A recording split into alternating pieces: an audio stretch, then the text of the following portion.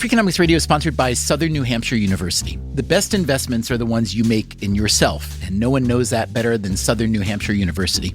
With more than 200 online degree programs, no set class times, and low online tuition, Southern New Hampshire University is built to fit your life today and set you up for success tomorrow. Education is an investment. Why not make it a smart one? Apply for free at snhu.edu/Freakonomics. Freakonomics Radio is sponsored by Hotels.com. Hotels.com gives you access to hundreds of thousands of hotels worldwide. And when you join for free, you can save up to 20% instantly with member prices. Plus, every stay earns rewards. So when you book one trip, you're already lowering the cost of the next one. Hotels.com is simple, rewarding, and designed to help you get more out of every stay. Sign up for free and book today. Hotels.com. It's all in the name. Freakonomics Radio is sponsored by Amica. You know what they say, if you want to go fast, go alone. If you want to go far, go together. So go with Amica and get coverage from a mutual insurer that's built for their customers, one that looks after what's important to you together. Auto, home, life, and more, coverage that fits your unique needs. Amica helps you protect what matters most. Visit amica.com and get a quote today.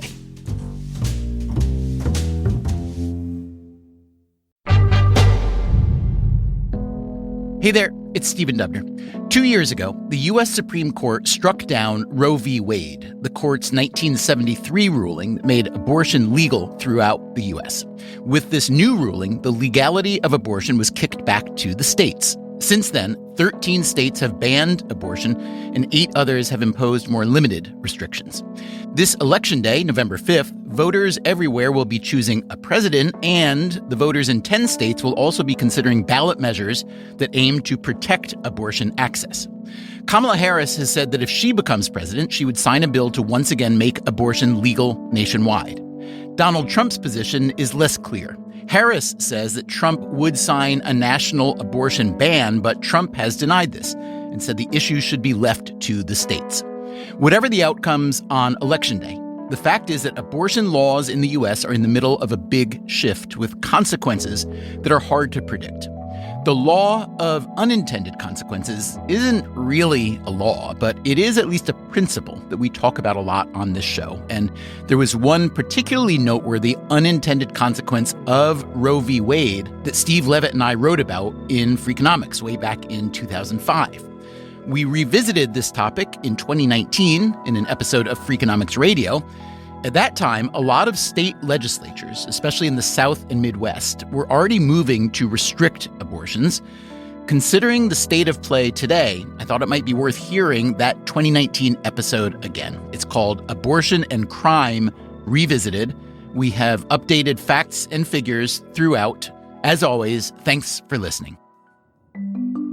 When you think about unintended consequences, when you think about two stories that would seem to have nothing to do with each other, it is hard to beat the stories we are telling today. The first one, if you follow the news even a little bit, should be familiar to you. It concerns one of the most contentious issues of the day. New developments in the escalating battle over abortion. The last clinic in Missouri on the verge of closing today. The battle goes back at least to 1973, when the U.S. Supreme Court took up a case called Roe versus Wade. The Supreme Court today ruled that abortion is completely a private matter to be decided by mother and doctor in the first 3 months of pregnancy. A few years before Roe v. Wade, abortion had been legalized in 5 states, including New York and California. The Supreme Court made it legal in all 50 states. But lately, several states have been pushing back hard. The Ohio governor signing today what critics condemn as the most restrictive abortion law in the country. Nearly a dozen states are now imposing new restrictions this year, including... Meanwhile, if you go back 30 or 35 years, there was a totally different story dominating media coverage and the political conversation. Let us roll up our sleeves to roll back this awful tide of violence and reduce crime in our country. We must take back the streets. If you weren't around then, it's hard to remember just how bleak the outlook was. Crime had begun to rise in the 1960s, continued on through the 70s and 80s, and by 1990, it seemed that everyone was scared, everywhere. all the time. Robberies, assaults, and even murder have replaced shoplifting, vandalism, and truancy. Crime became a top priority among Democrats. It doesn't matter whether or not they were deprived as a youth. And Republicans, too. There are no violent offenses that are juvenile. You rape somebody, you're an adult. You shoot somebody, you're an adult. Experts call them super predators. Everyone agreed that violent crime was out of hand, that the criminals were getting younger, and that the problem was only going to get worse. There's a tidal wave of juvenile violent crime right over the horizon. But the problem didn't get worse. In the early 1990s, violent crime began to fall, and then it fell and fell and fell some more. Consider New York City. In 1990, there were more than 2,200 homicides. In 2023, there were fewer than 400. But it wasn't just New York. With a few exceptions, crime across the U.S. has plunged. Why? What led to this unprecedented and wildly unexpected turnaround? Everyone had their theory: better policing, the reintroduction of capital punishment, a stronger economy, the demise of the crack epidemic. Meanwhile, a pair of academic researchers came up with another theory. It was surprising, it was jarring, but it seemed to hold great explanatory power. And he said, well, I think maybe legalized abortion might have reduced crime. If you've ever read Freakonomics, the namesake book of this show, you may recall this controversial link between legalized abortion and the fall of crime. Today on Freakonomics Radio, the story behind the research and evidence for the theory, the challenges to its legitimacy, and the results of a new follow-up analysis. It was completely obvious to us that a sensible thing to do 20 years later would be to look and see how the predictions had turned out. How did they turn out? What does this mean for abortion policy? What's it mean for crime policy? We'll get to all that right after this.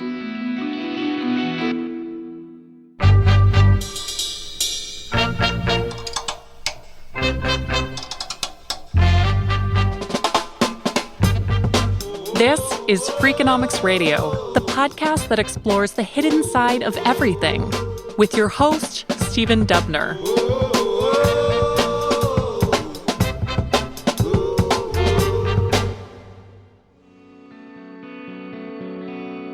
From 1991 to 2001, violent crime in the U.S. fell more than 30%, a decline not seen since the end of Prohibition. I was spending most of my waking hours trying to figure out this puzzle about why was it that crime, after rising for 30 years from 1960 to 1990, had suddenly reversed. It's Steve Levitt, my Freakonomics friend and co-author. He is an economist at the University of Chicago. He's always had an intense interest in crime. I had looked into all of the usual suspects, policing and imprisonment, the crack epidemic, but really you could not and you cannot effectively explain the patterns of crime looking at the kinds of components that people typically talk about when they try to understand why crime goes up and down. Levitt eventually wrote a paper called Understanding Why Crime Fell in the 1990s, 4 factors that explain the decline and 6 that do not. The 6 factors that, according to his analysis, did not contribute to the crime drop: a strengthening economy, the aging of the population, innovative policing strategies, gun control laws, right to carry laws, and the increased use of capital punishment. While each of these, in theory, might seem to have some explanatory power, Levitt found they didn't. The relationship between violent crime and the greater economy, for instance, is very weak. Capital punishment, he found, at least as currently practiced in the U.S., simply didn't act as a deterrent against future crimes. Then there were the factors he found did contribute: the increase in the number of police, an increase in the number of criminals imprisoned, and the decline of the crack cocaine trade, which had been unusually violent. But these 3 factors could explain only a portion of the massive drop in crime, perhaps only half. It was as if there was some mysterious force that all the politicians and criminologists and journalists weren't thinking about at all. I had the idea that maybe legalized abortion in the 1970s might possibly have affected crime in the 1990s. One day, paging through the Statistical Abstract of the United States, which is the kind of thing that economists like Levitt do for fun, he saw a number that shocked him. At the peak of U.S. abortion, there were 1.5 million abortions every year. That was compared to roughly 4 million live births. The sheer magnitude of abortion surprised Levitt, and he wondered what sort of secondary effects it might have.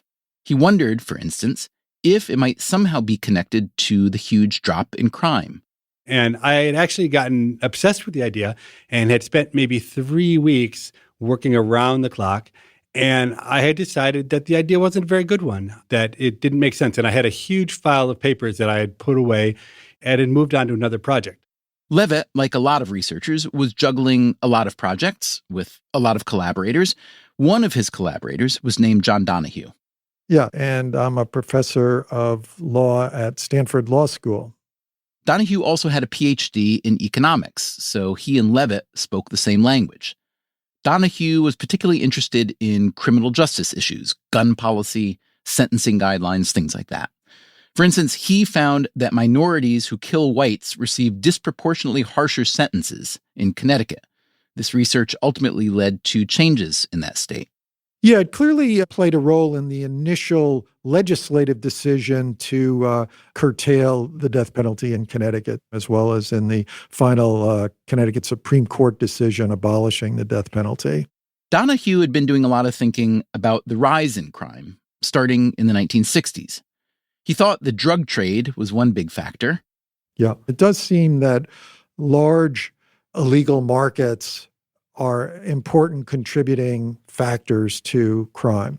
It was also a time of great flux around the Vietnam War. And of course, the Vietnam War had multiple influences that contributed to social unrest. And at the same time, there was pressure going in the opposite direction to try to reduce the harshness of punishment and perhaps pull back a little bit on elements of policing. And so the combination of those factors, I think, exacerbated the crime rate. So one day, John Donahue and Steve Levitt were sitting in Levitt's office. And I remember it like yesterday. John says, I have the craziest idea. I mean, it's like totally absurd.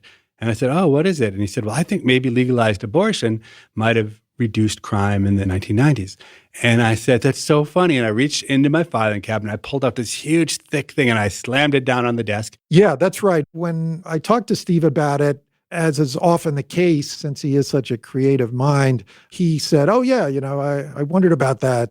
I said, I had that same idea, but it's not right. And he said, well, what do you mean? And I walked him through my logic. And I hadn't thought deeply enough about it. And I had been focusing on the fact that when abortion became legal, there was a reduction in the number of children born. And John said, yeah, but what about unwantedness? And I'm like, what do you mean unwantedness? What did Donahue mean by unwantedness?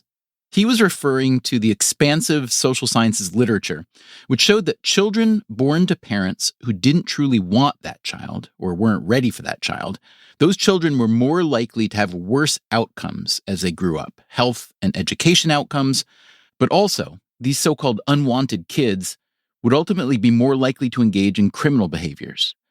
Donahue had begun to put the puzzle together when he attended a conference. And I heard a paper being presented at the American Bar Foundation by Rebecca Blank, who's a distinguished economist. Blank spent 9 years as chancellor of the University of Wisconsin-Madison. When we were making this original episode back in 2019, she declined our request for an interview. Blank died at age 67 in 2023. And she was talking about who gets abortion in the United States. That is, after Roe v. Wade, what were the characteristics of the women most likely to get an abortion? And she was highlighting that it was poor, young, unmarried, inner city, minority women. And as I was looking at the elements of crime in the U.S., there was quite an overlap between the populations that were involved in this increase in crime with the group that she was identifying as the group of women who were most likely to be experiencing higher rates of abortion. And so that got me thinking about could abortion actually influence crime rates? Did that initial thought even make you a little uncomfortable? Because it's pretty obvious to just about anyone that that's sort of a third rail idea, yes? I knew that this would be very, electric to some individuals. But for me, I was really interested in, studying the impact on crime that we were observing at that particular moment. And so it didn't inhibit me at all because I thought there is an issue here and it's sort of useful to be able to figure out what the truth is. How did the population of women who were having abortions change from before Roe v. Wade, or really from before abortion was legalized state by state, to afterwards? Yeah, that's a great question. And of course, there's much that we don't know about what was happening before because of the illegal nature of abortion in most states. But we can sort of infer from the changes that did occur and the fact that, some states legalized in 1970 and became avenues for travel to have abortions done. We can sort of piece together who was traveling to have abortions and see how things changed when then abortion became legal everywhere. And so one thing that we did see is that affluent women did travel to have abortions in the period between 1970, when New York legalized, and 1973, when Roe versus Wade was decided. But it involved travel and expense, and therefore it was too much of an impediment for the group of women that we are most interested in, which are the ones who are usually at the lower end of the socioeconomic scale and did not have the opportunity and resources that would permit them to travel. So then John and I just spent a little bit of time making back-of-the-envelope calculations of how important this unwantedness effect could be. And it was really shocking. Remember, the magnitude of abortion was huge. At its peak, there were 345 abortions for every 1,000 live births.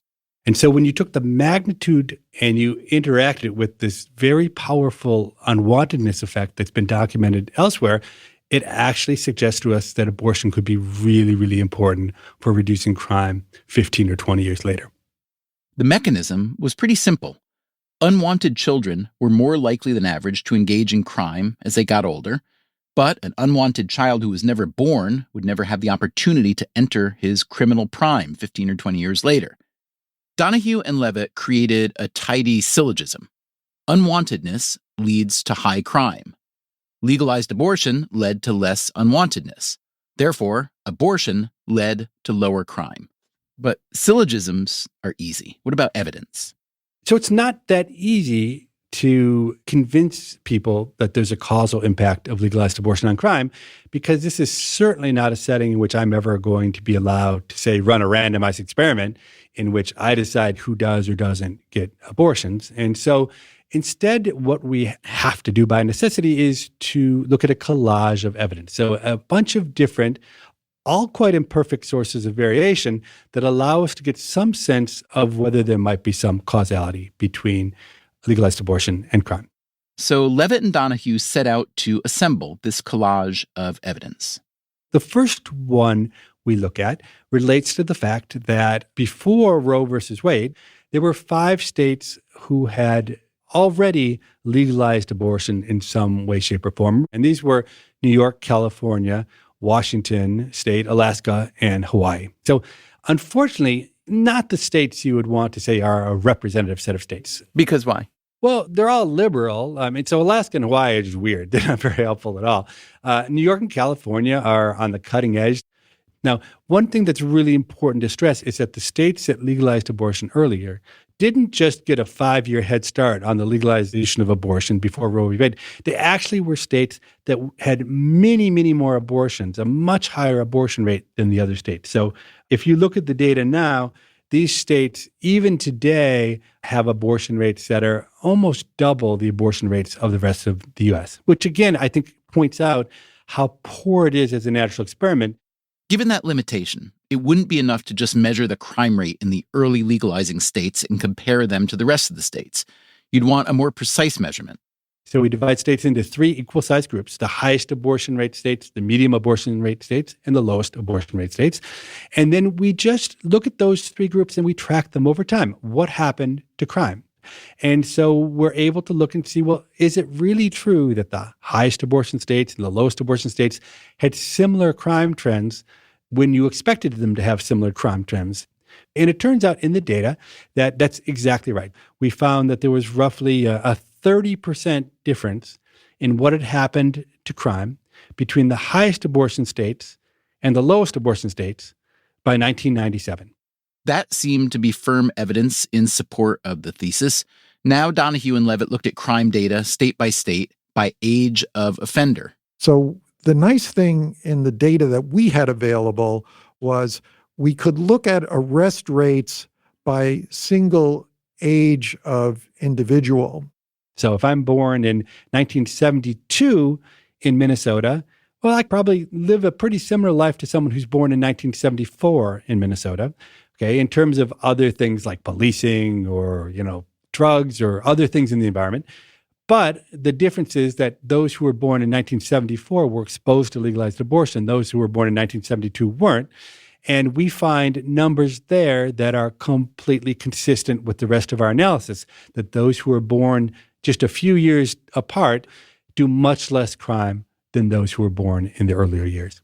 Because the abortion rates were rising so sharply in the 70s, these cohorts were coming into their crime ages in a stacked fashion, and we could identify which abortion rates were associated with each particular age. And the higher the abortion rate was for each age, the greater the crime drop occurring.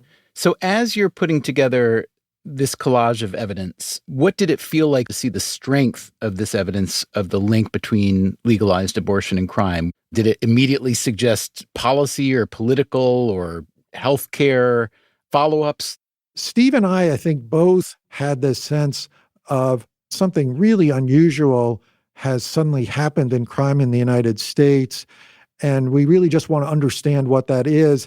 I really wasn't thinking very much about the way in which this would be received. I really just wanted to understand, is this a factor that has altered the path of crime in the United States? Levitt and Donahue would go on to publish their paper, The Impact of Legalized Abortion on Crime, in the May 2001 issue of the Quarterly Journal of Economics. What happened next?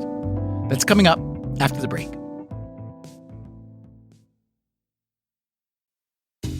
Freakonomics Radio is sponsored by USPS. In business, there's no room for guesswork. Every shipment matters, every deadline counts. That's why reliability is at the core of USPS Ground Advantage. Each package moves through a secure nationwide network tracked from dock to door with affordable upfront pricing and delivery you can depend on. Because knowing your logistics are handled lets you focus on everything else. Visit USPS.com/Ground Advantage to start shipping with confidence. USPS Ground Advantage. We mean business.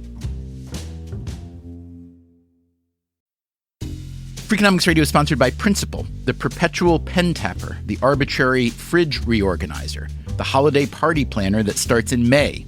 Principal knows that your star employees have their work quirks. Principal also knows how much those employees mean to your business. You need them. They need benefits. Work with Principal so they can help your team with a retirement and benefits plan that's right for them. Principal Life Insurance Company, Des Moines, Iowa.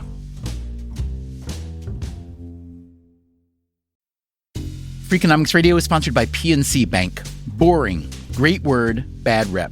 Yet time and time again here at Freakonomics, we find that when something culture-changing happens, boring things like calculations and careful planning are usually behind it. Which begs the question, why not apply it to other aspects of life, like banking, for example? Well, PNC Bank did since its inception, proving time and again that the best banking strategy isn't the exciting type, but the steady, reliable, definitely not YOLO type. PNC Bank, brilliantly boring since 1865. Brilliantly boring since 1865 is a registered mark of the PNC Financial Services Group, Inc. PNC Bank, National Association, member FDIC.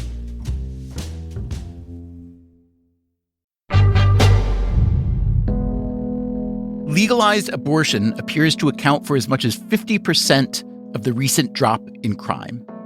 That was the stark finding of a study published in 2001 by Steve Levitt and John Donahue. But even before the paper was published, their findings hit the news. It was a whirlwind of reaction, and some of it was a little unnerving because people were reading into the study things that we certainly did not intend. Everybody hated it.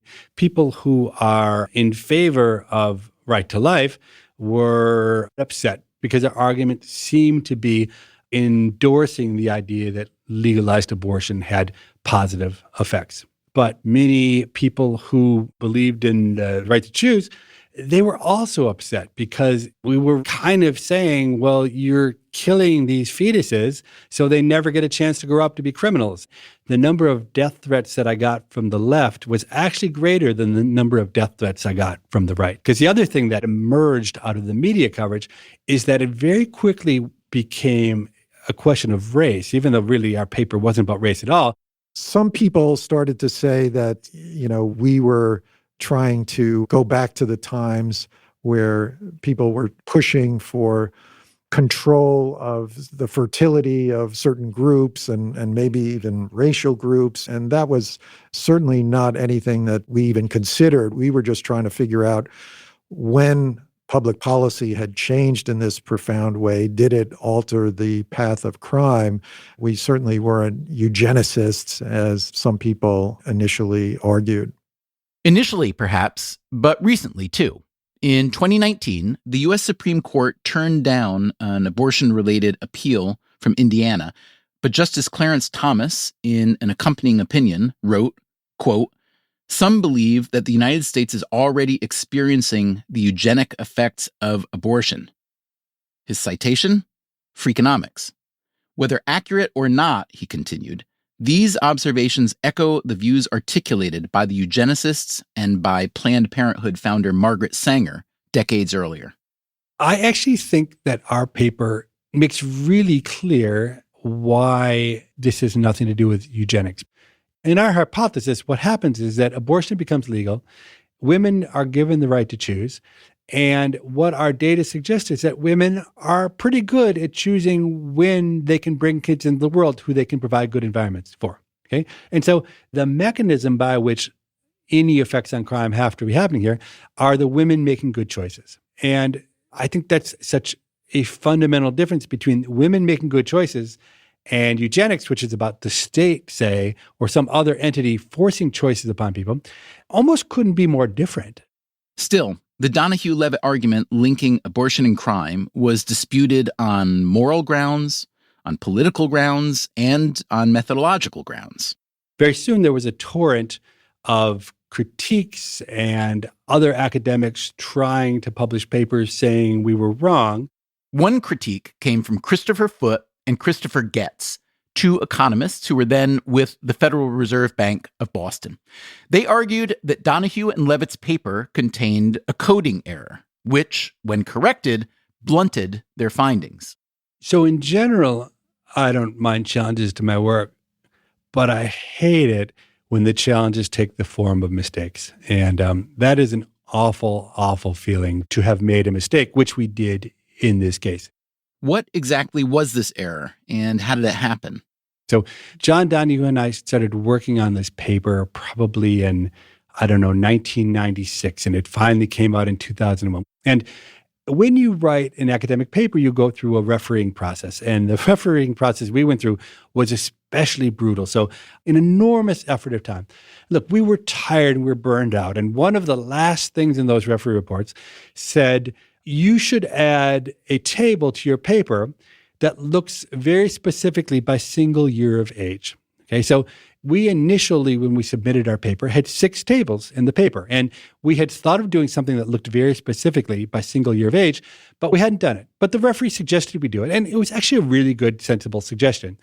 And so what we did was, in a very tired, quick way, we added table 7 to our paper, which turns out supported our paper, but we didn't try very hard. We didn't really do it right. We just threw something together and it worked.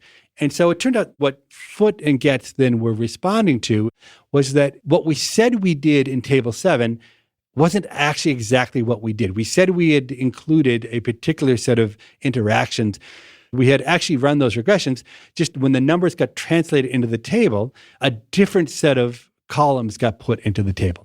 The error was almost more in the description of the paper rather than an actual mathematical error. So we had said that we had controlled for state year effects in our paper, which is sort of an econometric point of terminology, when it was only a state effect that we had controlled for. And so it did weaken the result, although did not fundamentally alter the conclusion. I didn't feel like the Foote and Getz critique was very damaging to the hypothesis. It was certainly damaging to me and my reputation because I had made those mistakes. But the hypothesis, I think, comes through in flying colors. But by the time Donahue and Levitt corrected their work and found that the correction did not weaken their hypothesis, the headlines had already been written. And so people made a lot of, there's a mathematical error here, which wasn't quite right. We really, in some ways, lost the media battle because we looked stupid, because we had made the mistake. The headline in The Economist, Oopsonomics. In the Wall Street Journal, Freakonomics' abortion research is faulted by a pair of economists. It was fun for people to jump on the bandwagon of attacking us because nobody really liked the hypothesis in the first place. And so the silver lining on Foote and Getz pointing out the mistake is that it actually gave us the opportunity to go back and take care of the measurement error that was in the data and to actually think sensibly about it. And so when we did Table 7 the right way, even correcting for that mistake we made in the initial paper, the results are actually stronger than ever. To be fair, you can understand why the Levitt and Donahue argument is an uncomfortable argument, no matter where you stand on abortion or crime. It attaches a positive outcome to an inherently unhappy input. It creates an awkward pairing of an intimate, private decision with a public utilitarianism. So even while their argument was empirically strong and their cause and effect mechanism plainly logical, it might be discomforting to fully embrace it, especially when other, more comforting theories present themselves. My name is Jessica Walpole-Reyes, and I am a professor of economics at Amherst College, and I study the effects of environmental toxicants on social behavior. One toxicant Reyes focused on was lead pollution. There is a huge literature on how lead is toxic to humans. Lead has cognitive, health, and behavioral effects. So lead is associated with reductions in IQ. It's associated with increased behavior problems in children. It also has health effects, cardiovascular effects, renal effects, and it's just really, really bad. So bad that lead could be a causal factor in criminality. In other words, exposure to lead in childhood could lead to criminality in adulthood. Two big sources of environmental lead in the old days were gasoline and paint. And the reason I was thinking about lead was I was pregnant with my son, and we lived in this really old house, and we needed to move, right? I knew that lead was bad, but I started thinking about, As with the abortion thesis, which used Roe v. Wade as a natural experiment, Reyes's lead idea had a similar fulcrum point. So, lead was taken out of gasoline under the authority of the EPA under the Clean Air Act in the early 1970s. The EPA mandated a timetable. That timetable was changed a little and delayed, but it ended up that lead was phased out of gasoline from 1975 to 1985. There are some important kind of corporate political dynamics. So the different companies did this differently. It wasn't driven by state policy, and that's really important that it wasn't driven by state policy because that helps provide a valid natural experiment so that you have different states experiencing different time patterns of lead exposure. Like Donahue and Levitt, Reyes was able to assemble a collage of evidence linking the removal of lead in different places and different times with the decline of crime in each place. She published her findings in 2009, arguing that the removal of lead under the Clean Air Act was, quote, an additional important factor in explaining the decline in crime in the 1990s. Did her paper refute the Donahue-Levitt conclusions about abortion and crime? My paper does not refute their conclusions. To the contrary, it actually reaffirms them. I include their abortion measure in my analysis, and I find that the abortion effect is pretty much unchanged when one includes the lead effect, that the two effects are operating relatively independently, and that each one is of similar magnitude when you do or don't account for the other. So what that means is that from my perspective, I think both stories are true, and we can hold both of them kind of side by side. It doesn't make sense to look for a single explanation for a decline in crime. There are lots of explanations. So Jessica wrote a really interesting and careful paper that tries to look at patterns in leaded gasoline and relate them to crime. Steve Levitt again. And I'd actually distinguish between the very thoughtful, careful work that she did from some of the other work on lead, which I think is not nearly so good. It's funny that people argue, there can only be one cause to why crime went down. And if lead's true, then it can't be abortion. When, look, the world is complex and there could be many things going on. Indeed, this is how many academic researchers and lots of other scientists generally think about the world. It's called multivariate causality. That is, almost no effect has only a single cause all the time, which is why percentages and probabilities are useful. They express the magnitude of various causes. But here's the thing. A lot of people who drive the public conversation these days, especially politicians and journalists, they don't seem very comfortable with the notion of multivariate causality. Why not? It may simply be that this versus that stories make for better headlines and campaign slogans. Maybe it's because a lot of people who wind up in journalism and politics are not, shall we say, numerically inclined to the point where percentages and probabilities are a bit intimidating. In any case, what's a layperson to do if you're trying to make sense of a debate over complex issues like this? I think it's really hard. I think it's really hard for a layperson to be able to watch a scientific debate or a social scientific debate, especially one that's being mediated through, newspapers and magazines and blogs, so much being lost in translation, and figure out what's really true. It's not even easy for me as an academic. And I think there's a much more intelligent way to discuss social scientific research than is done now. So right now, maybe the most interesting way to portray an idea is to talk about the hypothesis. And then almost absent a lot of discussion of data, ask people to make a judgment about whether the hypothesis is true. I actually think we should flip that discussion on its head. If we want intelligent lay people to be able to make good choices about what they believe and don't believe, then the basic premise has to start not necessarily from the hypothesis, but from the data. And so if the way that social science was reported was to say, here are the 5 facts that are true about the world.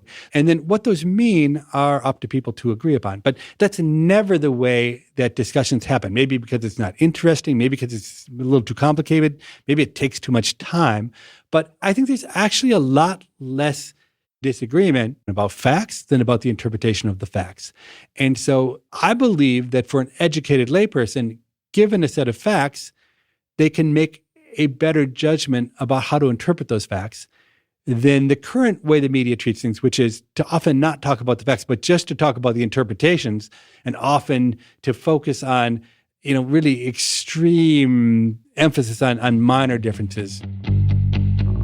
With that in mind, Steve Levitt and John Donahue have added a new set of facts to the abortion conversation. They went back to their original abortion crime analysis from roughly 20 years ago and plugged in the updated data.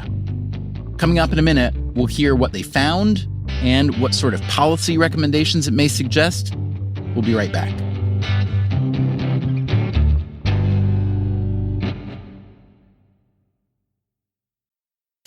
Freakonomics Radio is sponsored by Angie. Angie's been connecting homeowners with skilled pros for over 30 years, and they've made it easier than ever to tackle home projects.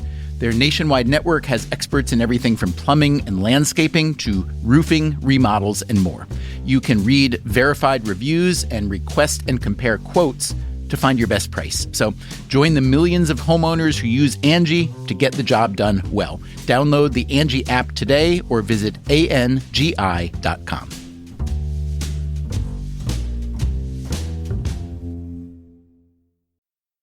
Freakonomics Radio is sponsored by Everpure. Data is crucial to businesses, but managing it can create friction, risk, and manual work. Everpure transforms static data into a living system, intelligent, instantly accessible, secure, energy efficient, and ready to perform. Plus, there is zero downtime for upgrades and maintenance. Whether your data is in the cloud, on premises, or at the edge, Everpure makes data management so simple it feels like second nature. Tame your data chaos with Everpure. Visit everpuredata.com to learn more. Freakonomics Radio is sponsored by Ozempic. Innovation happens through rethinking what's possible, and when it comes to GLP-1s, Ozempic pill does just that. Learn more about Ozempic semaglutide tablets, 4 and 9 milligrams, by calling 1-833-OZEMPIC or visit Ozempic.com to view the medication guide and ask your doctor what's possible with FDA-approved Ozempic pill.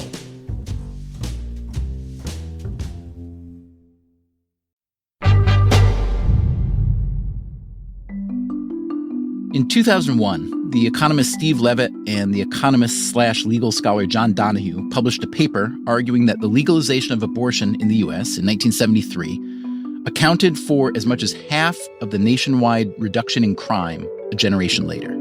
Here's Levitt. So the abortion hypothesis is quite unusual among typical economic ideas in that it makes really strong and quite straightforward predictions about what should happen in the future. And the reason it has that characteristic is because we knew already when we published our paper in 2001 how many abortions had been performed. And because there's a 15 to 20-year lag between performing the abortion and the impact on crime, we could already make strong predictions about what would happen to crime 15 to 20 years later. And so it was completely obvious to us that a sensible thing to do 20 years later would be to look and see how the predictions had turned out. Okay, so you and John Donahue did revisit this study. You just released an update to that 2001 paper, and this one's called The Impact of Legalized Abortion on Crime Over the Last 2 Decades. Did your prediction turn out to be true, false, somewhere in the middle? When we revisit the exact same specifications, but looking from 1997 to 2014, it turns out that a very similar pattern emerges. The states that had high abortion rates over that period, that 30-year period, have crime rates that have fallen about 60% more than the states that had lowest abortion rates. I mean, these are really massive changes. And lo and behold, the results were substantially stronger than they were in the 2001 paper. So that was an interesting and noteworthy finding. Now, the amazing thing, and the thing that really almost gives me pause, is how enormous our new paper claims the impact of legalized abortion is. Because the cumulative effect over the last 30 years, if you just look at our numbers, suggests that abortion might explain something like 80 or 90% of the entire decline in crime.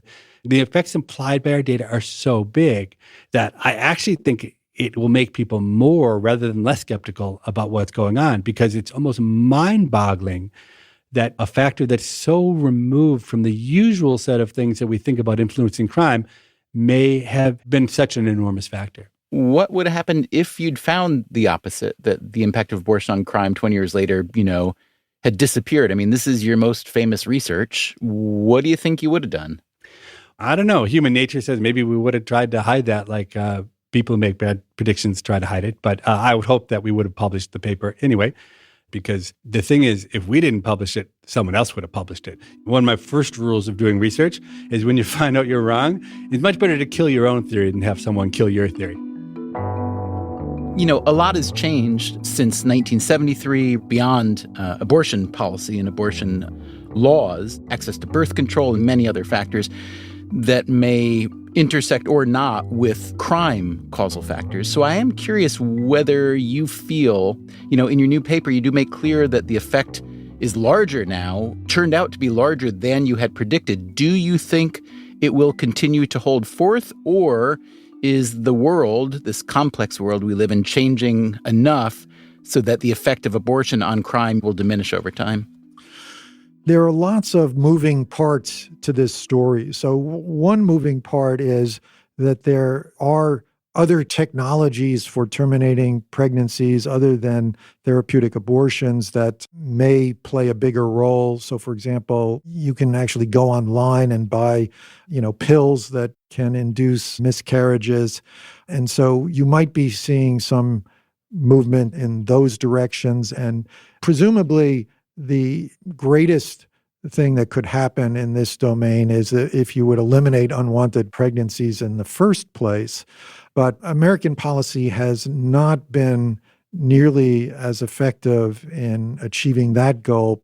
A country like the Netherlands, which has really tried to reduce unwanted pregnancies, has probably had the right approach in dealing with the issues that our research at least raised. So they have much, much lower rates of abortion, even though abortion is completely legal in the Netherlands. But they want to stop the unwanted pregnancies on the front end. And I think almost everyone should be able to agree that that is the preferable way to, focus policy if one can. It's worth noting that the term unwanted pregnancy is probably way too imprecise to describe the individual choices made by individual people. There are, of course, many reasons why a given woman may decide to have or not have a baby. So if you're thinking about policy ideas, it probably makes sense to consider all these reasons and the nuances attached to each. That said, so-called unwanted pregnancies have been falling in the U.S. Consider teenage pregnancies, the vast majority of which are unplanned, if not necessarily unwanted.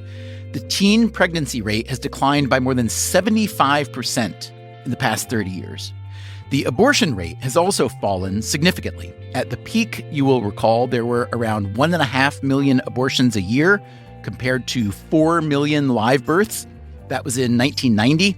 As we noted earlier, some states have banned abortion lately, and some states have upcoming votes on whether to keep abortion legal. Back in 2019, when I spoke with Steve Levitt and John Donahue, I asked them to talk about the link between abortion laws and crime. So if indeed these states are making abortions much harder to get, then our study, our hypothesis unambiguously suggests that there will be an impact on crime in the future. You can imagine that if a state were to really clamp down on abortions, but neighboring states permitted abortion, you would get some of this traveling to an abortion provider. But since that would tend to have a disproportionate effect on lower socioeconomic status, you might see exactly the problem that we have identified, that the children that are most at risk because they're unwanted pregnancies would be the ones most likely to be born once these restrictions are imposed. On the other hand, I don't think anyone who is sensible should use our hypothesis to change their mind about how they feel about legalized abortion. So it really isn't very policy relevant. If you're pro-life and you believe that the fetus is equivalent in moral value to a person, well, then the trade-off is awful. What does he mean by an awful trade-off? Remember, there are still around 1 million abortions a year in the U.S. And John Donahue and I estimate maybe that there are 5,000 or 10,000 fewer homicides because of it. But if you think that a fetus is like a person, then that's a horrible trade-off. So ultimately, I think our study is interesting because it helps us understand why crime has gone down. But in terms of policy towards abortion, I think you're really misguided if you use our study to base your opinion about what the right policy is towards abortion. But let me ask you this. If someone wants to use this research to consider policy, you're implying that the policy that they should think about is not abortion policy, but some kind of child welfare policy. What would that be? I mean, that's obviously a much less binary and much harder question, but what kind of policy would be suggested?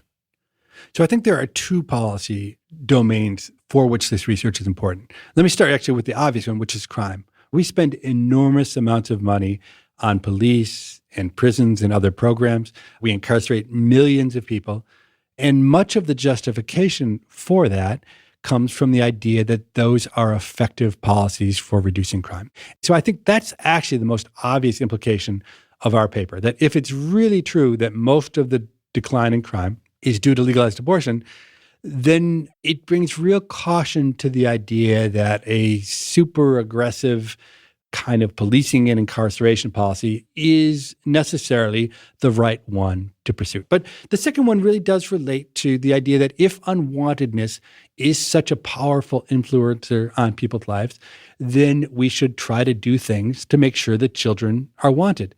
You could at least begin to think about how you would create a world in which kids grow up more loved and more appreciated and with brighter futures. And, is that better early education? Is that, permits for parents or training for parents or, minimum incomes? Who knows what the answer really would be? But there's a whole set of topics, I think, which are not even on the table. Levitt, how do you work generally or most often? Do you have a thesis and go looking for data to support or dispute the thesis, or do you look for interesting data and see what hypothesis emerges? It turns out in this particular case, John Donahue and I had a hypothesis, and then we went to the data. But that's pretty rare in economics and social sciences. Often either you start with the data or a set of patterns, and then you build a theory back from that. Or often what happens is you have a theory, you have a hypothesis, and you go to the data, and then you're wrong, but you've still looked at the data. You still have a lot of interesting patterns in the data. And then you go back and you reconstruct a new hypothesis based on what you've seen. And actually, one of the things that troubles me most about the way that academic economics happens is that there's this complete fiction in the way we write our papers, and that economists write up our research as if we rigorously follow the scientific method, that we have a hypothesis and then we come up with a set of predictions and then we test those predictions, and then they're almost always come true by the time we write the paper, because you only include as your hypothesis the one that is supported, even if it turns out it's your seventh hypothesis and your first six got rejected. When you're doing research, you're somewhat attached to your hypothesis, but you need to try to keep it at arm's length. That, again, is Jessica Wolpaw-Reyes, who wrote about the link between crime and lead pollution. You should be trying to figure out what is true. So I think that the complexity of what we do, the fact that we use all of these econometric techniques to figure out these complex situations, makes it suspicious to people, right? It's sort of like this magic thing we're doing, and then we come out with results.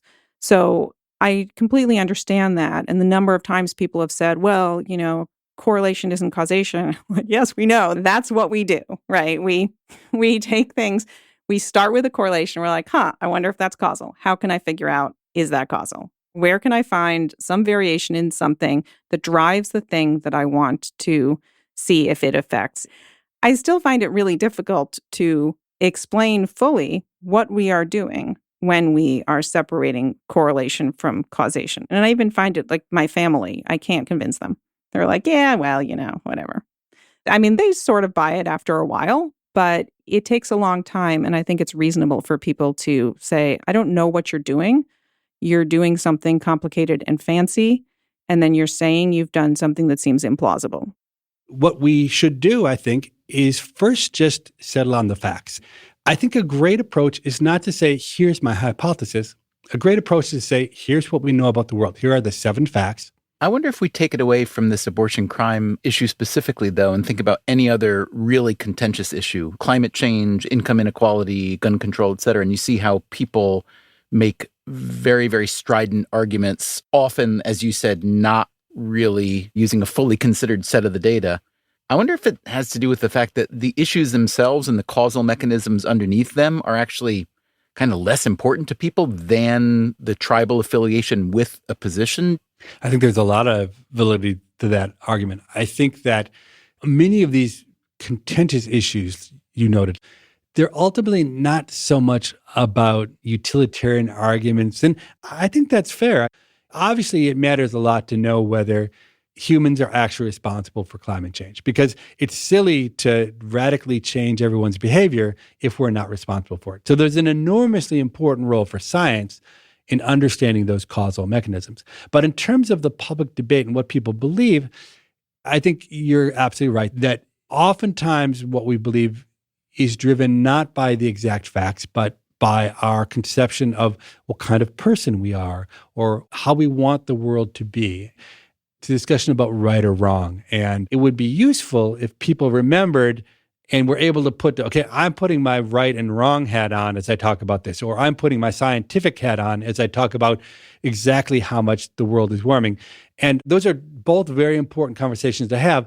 Where I think we get lost is when we are having a conversation which confounds scientific and right and wrong issues, or confuses them or mixes them. And it's hard for people to make that distinction. I know that you pride yourself, Levitt, on not being a right or wrong guy, but I am curious how being the author of this theory and paper has informed, if not changed, the way you think about the issue, particularly of children, of wantedness and unwantedness. And for the record, we should say that you have 6 kids, so plainly you're in the pro-kid camp and you want them. Has this entire arc of the story, the early paper, the dispute, your relitigation of it, has this changed at all your thinking about the nature of why people have children and what we do with them after we have them? So that's a pretty profound question. Let me answer a very narrow aspect of that question. So if there's one thing that comes out of our research, it is the idea that unwantedness is super powerful. And it's affected me as a father in the sense that I think when I first was having kids, I didn't feel maybe so obligated to make children feel loved. And it's interesting that now, as I go through a second round of kids, I'm not trying to teach my kids very much. I'm just trying to make them feel incredibly loved. And it seems to me that that's a pretty good premise for young kids. And look, I don't know, is that because I wrote this paper on abortion and crime? Maybe partly not. But it does seem to me a very powerful force. And there is something so incredibly tragic to me about the idea that there are kids out there who aren't loved and who suffer. And look, it's backed up, I think, by our data that leads them to tough things in life. I really think I've gotten very mellow in old age. It was funny. I was like a super rational, calculating kind of person. And as I've gotten older, I've just gotten very soft and friendly and nice. And I never would have imagined that I would be so accepting of my teenagers and their various foibles. But it's funny, I'm a really different person than I used to be. And is this a product of just aging or of something else? I don't think so. I think sometimes when people get older, they get mean and sometimes they get nice. And so, I'm not sure why I got nice instead of mean, but I somehow became more human. You know me, I'm not exactly completely human. I'm lacking some of the basic things that many humans have, but I think somehow I'm growing more human traits over time. Don't you think? I do. I definitely do. But I'm curious, what's the causal mechanism, honestly? Maybe it's you, Dubner. Maybe it's hanging around with you, and your great humanity has started to rub off on me. I doubt it, but I'll take credit for it.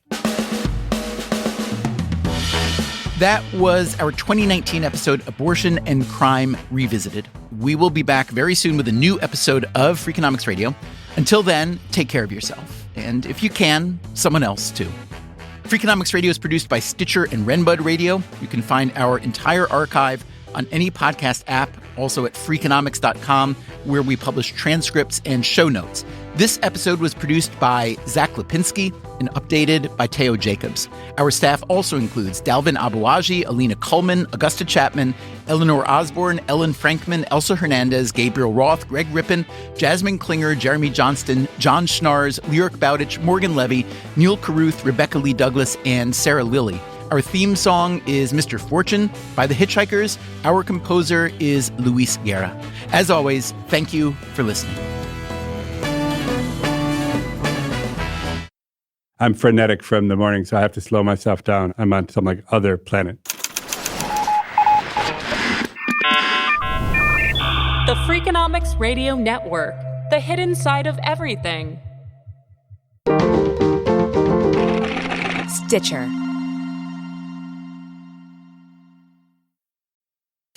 Freakonomics Radio is sponsored by Ozempic. Innovation happens through rethinking what's possible, and when it comes to GLP-1s, Ozempic pill does just that. Learn more about Ozempic semaglutide tablets, 4 and 9 milligrams, by calling 1-833-OZEMPIC or visit Ozempic.com to view the medication guide and ask your doctor what's possible with FDA-approved Ozempic pill.